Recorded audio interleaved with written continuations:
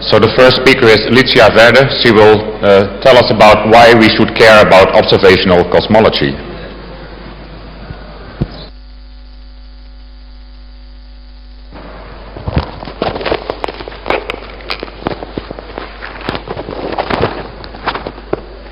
Thank you. So before I begin, I would like to thank the organizer for giving me this opportunity to be here today and to talk to you about why should you care about observational cosmology.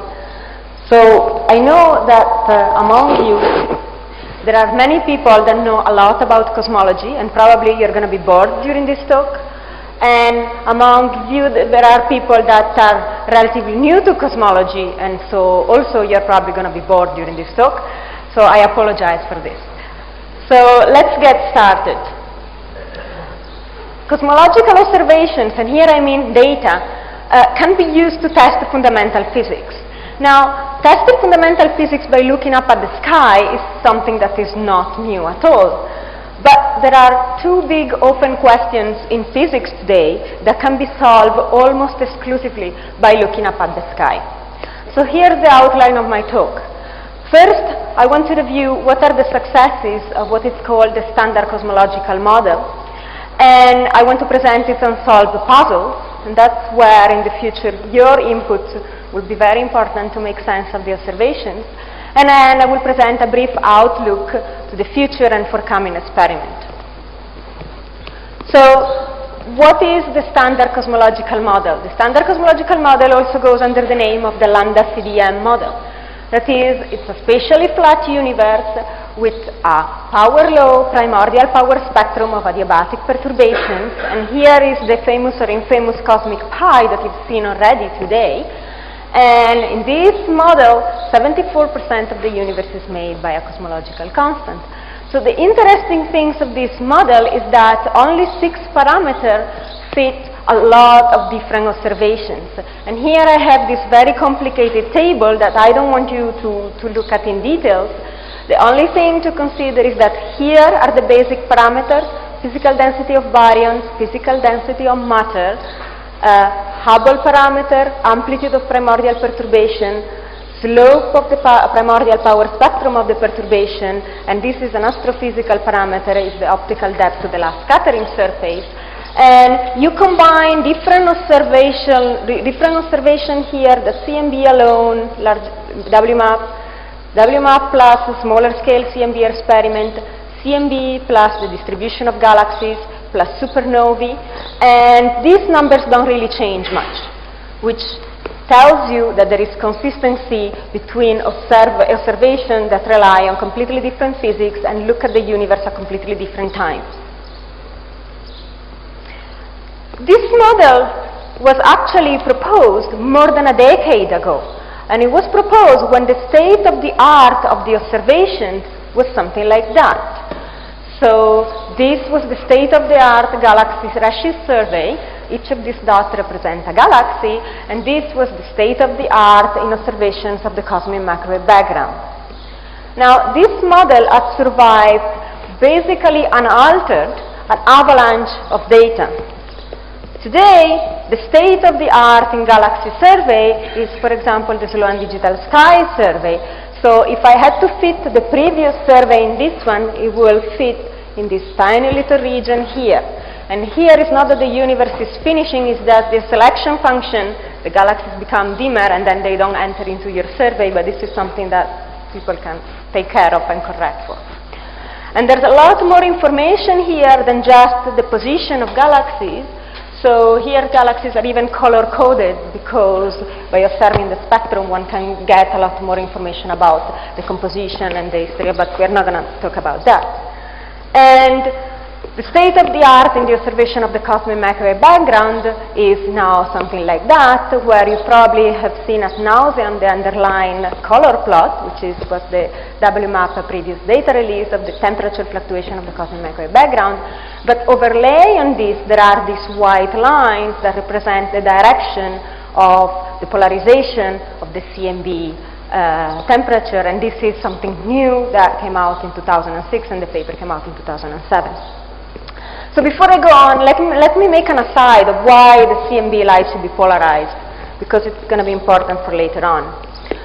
So very shortly after the CMB was discovered in 1968, Martin Rees realized that the CMB light should be polarized. Why is that? Well, because at the surface of light scattering you have free electrons, and when a free electron sees a quadrupolar radiation pattern, then it gives you some net linear polarization. So here the schematic representation, it's a Thomson scattering and gives you linear polarization. So if a free electron is here and there's uniform radiation around, there's no net polarization. But if you have a free electron here and you have potential Hill and potential well, what you end up after this effect is with some linear polarization in this direction. When do you have free electrons lying around that can give you this effect? Two times in the life of the universe. Once it's at the last scattering surface. So by looking at this kind of information you can learn something about the early universe, but this is mixed together with another effect. You also have free electrons at the end of the dark ages when the first stars ionize the universe. So if you care about the early universe, this for you is nuisance. If you care about star and galaxy formation, this for you is signal. So let me now replicate that sketch that I did before many times around the plot. And you realize that a pattern emerged. So the polarization for density perturbation obeys the following thing. You do expect a radial pattern around hot spot and a tangential pattern around cold spot. In other words, for density perturbation, you don't expect a polarization signal that has got unhandness. But in general, a generic polarization signal can be divided into components. One component that is it's handness free, and one component that has got an handness. So this goes under the name of E-mode polarization, and this goes under the name of B-mode polarization. And this, just to give you an idea by eye, it's a simulation of only E-mode polarization, and this is a simulation of only B-mode polarization. So why am I going through all of this?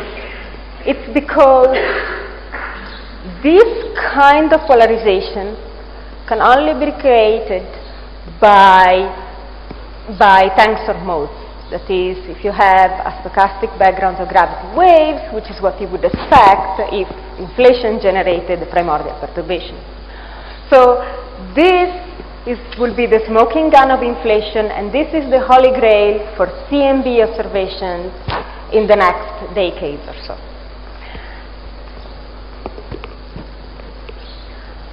So let me go back after this aside to the successes of the standard cosmological model. So it's interesting to do the following exercises. To take WMAP data and to fit this lambda CDM model to the WMAP data, that is only the black points here, and then extrapolate the best fit model that comes out to finer scale CMB experiment, to the temperature polarization cross correlation, to the power spectrum of the large scale galaxy distribution, and to the observations of the luminosity distance of type 1a supernovae. Now, notice this is not a fit to the data, this is an extrapolation of the model.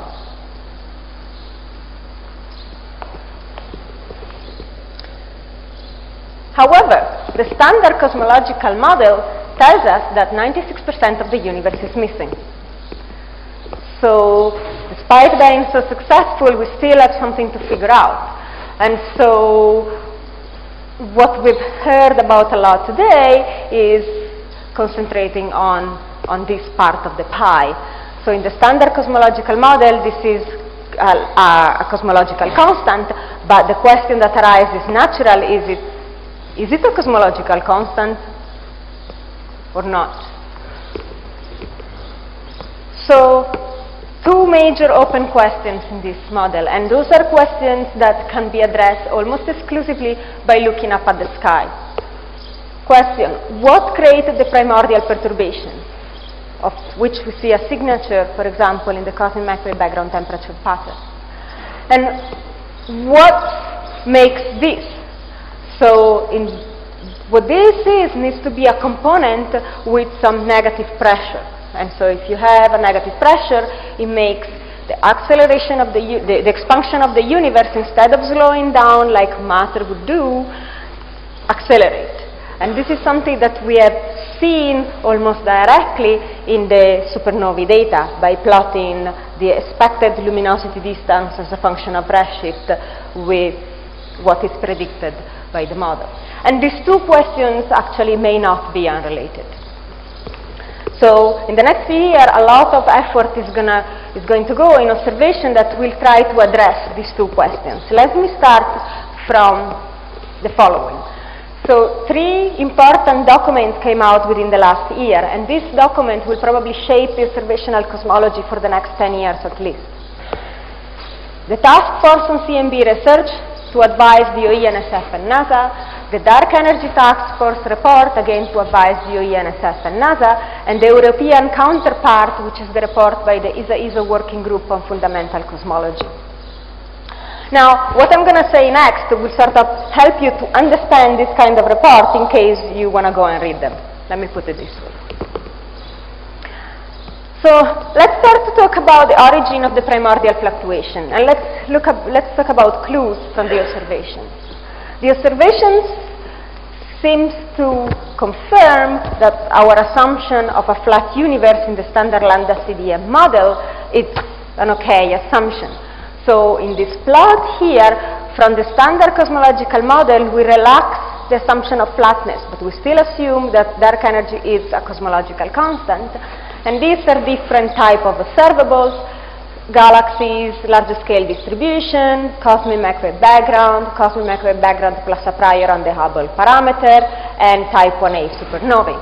And these are likelihood contours. So if you were to bet your money, you would think that you will live in a universe that is somewhere there, which is very close to being flat, where the flatness line will be on this diagonal.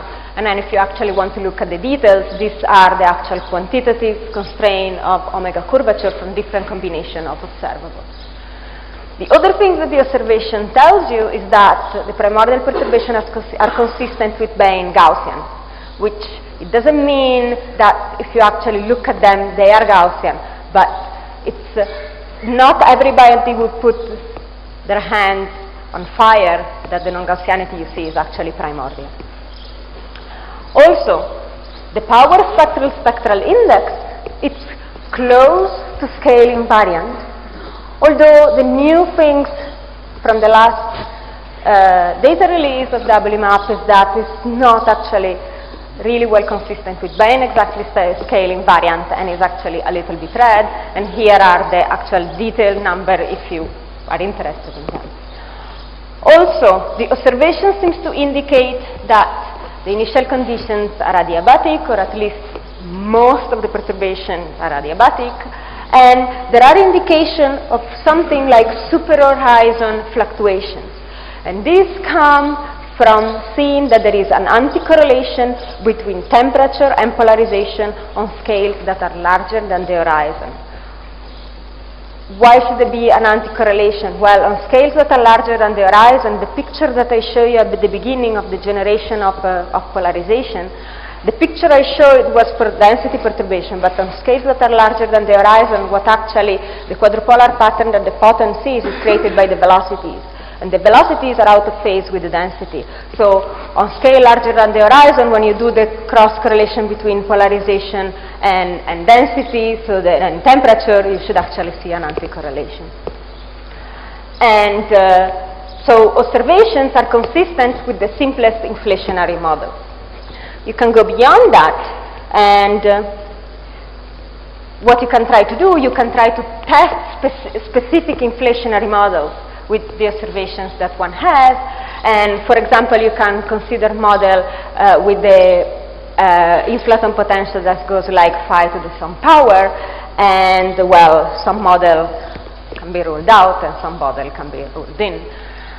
Now, one thing I want to stress is that all the constraints that we have so far don't really come from polarization, primordial signature of gravity wave. We only have upper limits.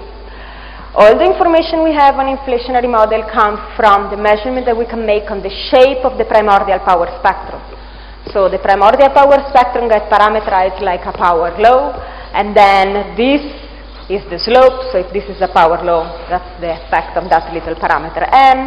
And for some cases, you can try to go beyond this model and think that there is an actual scale dependent, expand this in Taylor series, and then give a curvature to this. But if you want to see the smoking gun of inflation, then you need to see these moves. And I want to convince you not only that this is important, but it's very difficult, and a lot of observational effort is going in this direction. And the thing is that we happen to live in a galaxy. So let me visually show you why this is difficult. So these are actual data from the WMAP 3-year release. And what you're actually seeing here in color are the intensity of the polarization, and in white are the direction of the polarization. And what your eye sees is galactic emission. And here's what happens as you vary frequencies. Remember, the CMB is a black body, while the galaxy is not. So you're seeing the galaxy. You're seeing a little bit less of the galaxy as you change frequency. You're seeing a little bit less. This is the cleanest channel, but you still see, anything you see is still emission from the galaxy. And as you go high up in frequencies, then other galactic components start kicking in. And so if you only cut the galaxy out from your maps and do nothing else, still, at all frequencies, at all scales, the foregrounds dominate the signal you are after. So what you need to do what is called cleaning. And if you're wondering why the WMAP 3 years release took so long to come out, it's exactly for this reason, because it's a very difficult measurement. So summarizing this page are the temperature, power spectrum from the CMB, that's are the band power data, and the line are best fit model. This is the temperature polarization cross correlation, the dotted one where it goes negative. This is the polarization power spectrum, and this here is the expected tensor mode power spectrum, and this line here is for a tensor to scalar ratio of 0.3, and right now we only have upper limits on it. But there's a lot of observational effort going into that, and what I try to summarize in this plot here is the value of the tensor to scalar ratio versus how much the field has moved during the part of inflation that we can actually access by observations. And these points, you should not consider them statistically, not like if they were a Markov chain. This is a sort of statistical reconstruction of the inflaton potential. It doesn't mean that for each of these points there's a model and got somebody's name in there. And this cannot be interpreted statistically because we don't have a prior to put on the expansion of this potential, although it will be very useful to have one, and some effort has been done in that direction in order to be able to quantify how likely all these models are. And so just these are possible upper limits that one can set by doing different kind of observational setup. And the only thing I want to mention here is that here's the energy scale of inflation, and usually if you have an accelerators, it will cost more and more money as you want to go to higher energy, while here it costs more and more money as you try to go to lower energies. The limiting factor here at some point are the foreground, and I hope I've convinced you of that. So this is a hard measurement, but very interesting. So let's go on in the next puzzle, that is dark energy. What are the observational effects of dark energy? Well, there are two, and here they are color-coded. So observation of recession velocity versus brightness of standard candle, supernovae, gives you the luminosity distance, and the cosmic microwave background acoustic peaks gives you the angular size distance to last scattering. While looking at a larger scale distribution of galaxies and larger scale structure, you have different things. You can get the angular size distance to the characteristic redshift of the survey, but you can also have some information on the perturbations amplitude when you observe them, so around today, to be compared with the amplitude of the perturbation at the cosmic microwave background, at the last scattering surface. So these two things are color-coded differently because, well, in here there's information about the expansion history of the universe, while in here there's information about what gravity does to this primordial perturbation and how they grow. And so, if you assume that you know gravity, there's a one-to-one correspondence between the two. But why should we assume that we know gravity? I mean, gravity has been tested on relatively small scales, and an normal extrapolation is required to arrive to larger scale structure scales. So it would be important to, let me skip this, to actually use a combination of technique to be able to figure out whether it's that we don't understand gravity or that there is a negative pressure component. So the leading observational techniques to go after dark energies are summarized here.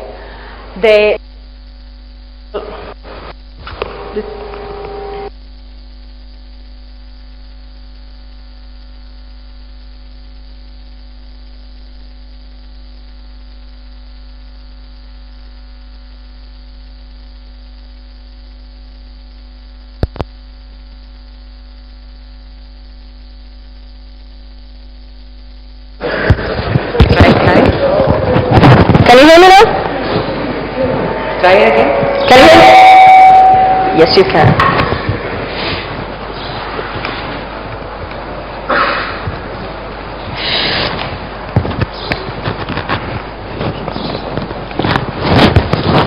The tried and tested technique of supernovae, as usual, the standardizable candle, galaxy clusters number counts, which test mostly the growth of structure.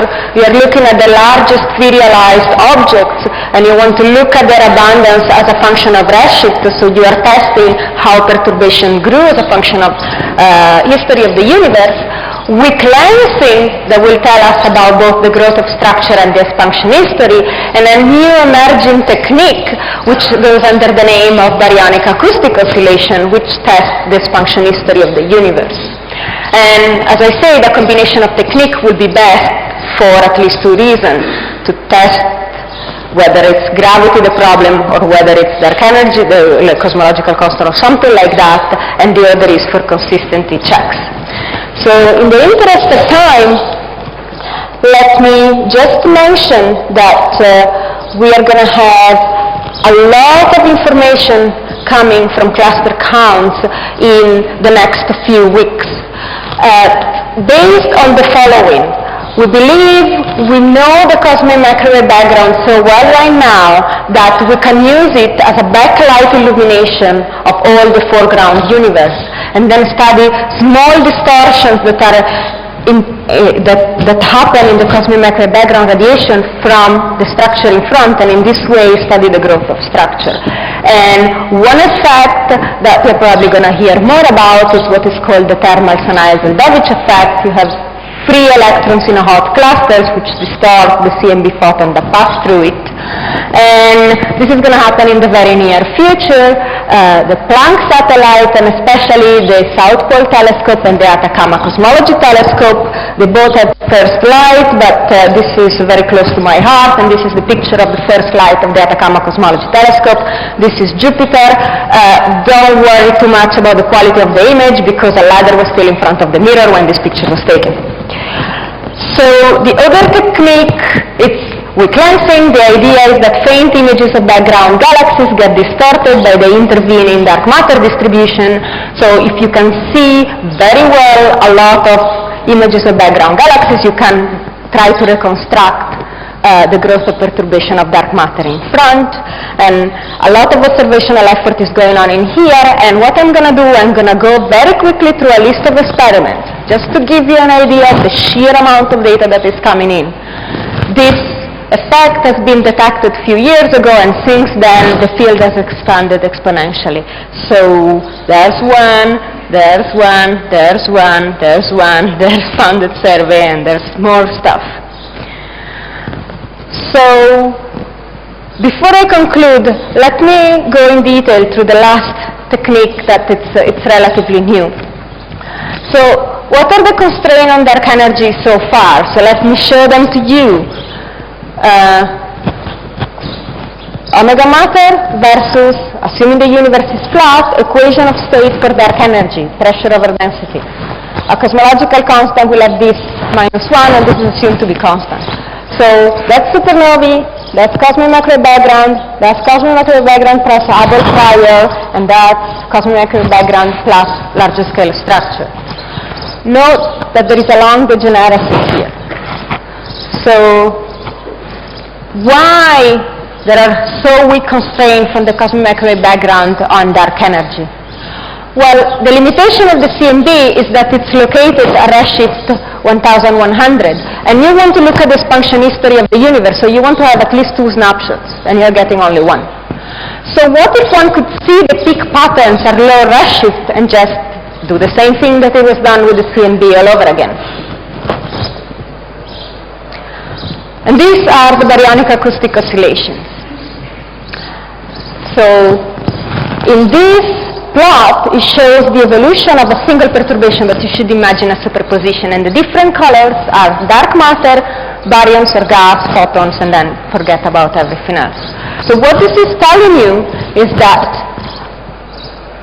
at last scattering, the baryons are displaced with respect to the dark matter.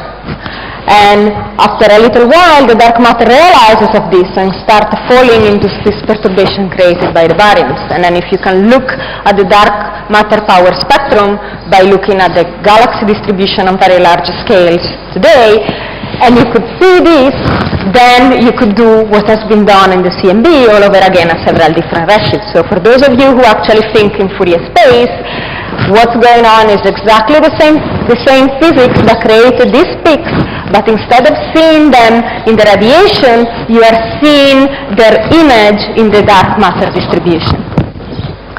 And so this effect has been seen at the low redshift on galaxy surveys. This is from the Sloan Digital Sky survey, and this is a completely independent analysis from a slightly bigger data set.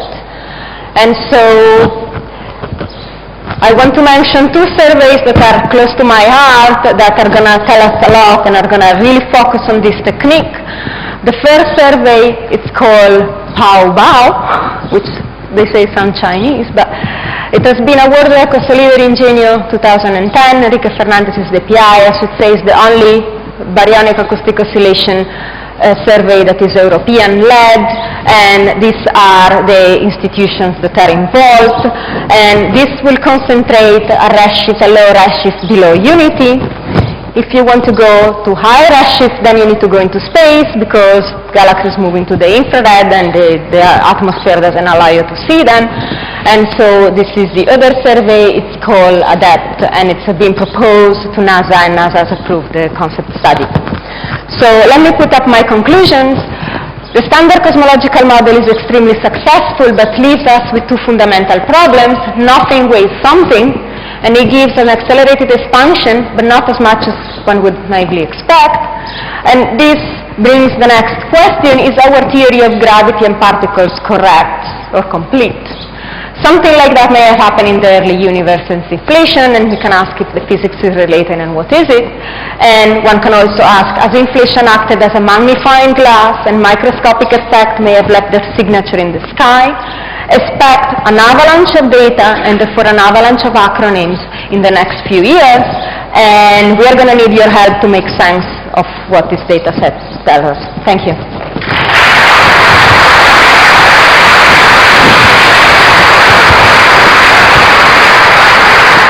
So we have time for some questions. Sandeep?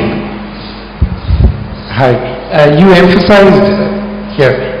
You emphasized the role of the B-mode polarization as a smoking gun of inflation. But I thought, is there another way to generate correlations at all or perturbations on super horizon scales at all? We know these correlations now exist in the TE, cross-correlation. So isn't that already a very good evidence for inflation? Well, we haven't been able to come up with a way to give anti-correlation between temperature and polarization. That is something else. But now I come from Penn, so my view may be biased. But for example, Obro tells me that in a periodic type model, you get exactly the same thing in the temperature polarization, but you get no gravity waves at all. So that could be one possibility. Further questions? Raphael? Here, in front. Thanks very much. This was very helpful.